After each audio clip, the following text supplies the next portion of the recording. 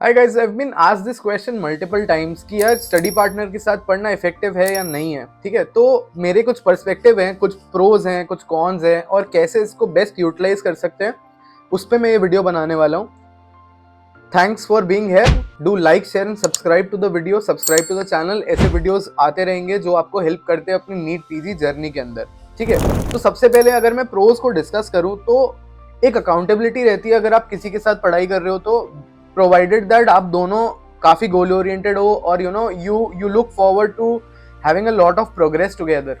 ठीक है, मोटिवेशन में भी थोड़ा बूस्ट मिलता है। कई बार आपके लो डेज होते हैं तो हो सकता है आपके साथ वाला जो वो आपको पुश करे and you and up not wasting that day particularly.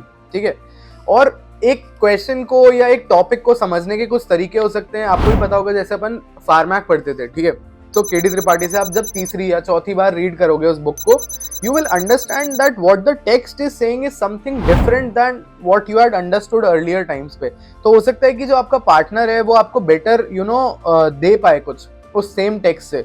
और सिमिलरली मुझे लगता है कि एक ओरल बैठ के बताना और एक्सप्लेन करने में यहाँ क्लिक करती है चीजें, और you never tend to forget something you have taught somebody, you have explained somebody. ठीक है, साथ में quizzing and revision is also a lot of fun if the environment remains particularly competitive.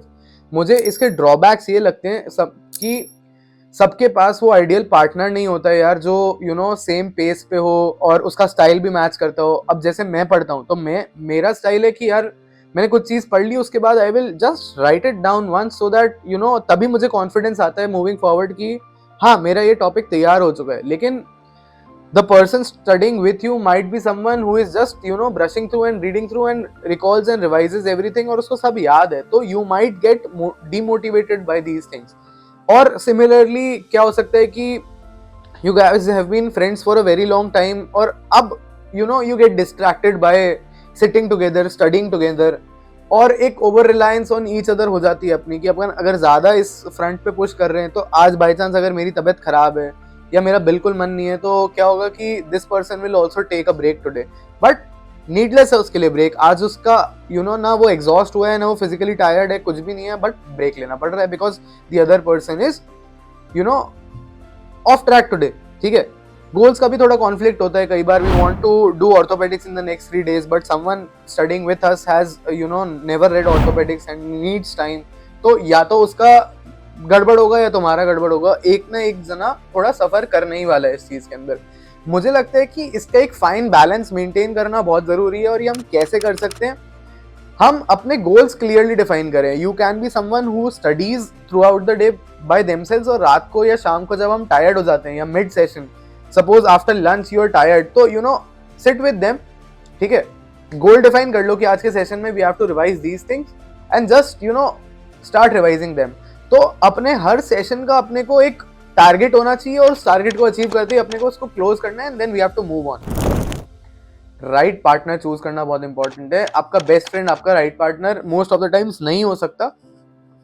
Why I tell you that? Because हम conversations में खो जाते हैं, हम उन बातों में चले जाते हैं कि यार ये जर्नी कितनी डिफिकल्ट है, ये सब कैसे हो रहा है, अब कैसे होगा, और then we keep talking because that comes naturally to us. ठीक है, एक थोड़ा रूल स्टैब्लिश करना जरूरी है आपको। ठीक है, नॉन स्टडी कॉन्वर्सेशंस को आप ब्रेक्स में ही रखो।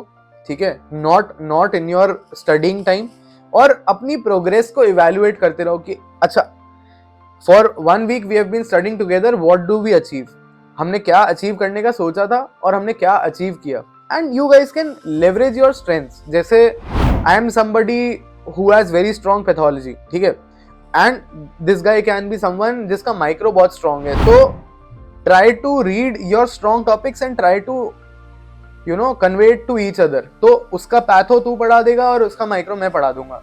इस चीज से क्या होगा ना कि शॉर्ट टाइम में हम ज्यादा सिलेबस भी कवर कर पाएंगे, और जो ये बोल के बात करके समझा के पढ़ा के वाला रिवीजन होता है टॉप्स एवरीथिंग। ठीक है, आप हमेशा हमेशा के लिए याद रखोगे कब आपको अवॉइड करना चाहिए study partner. This is very important.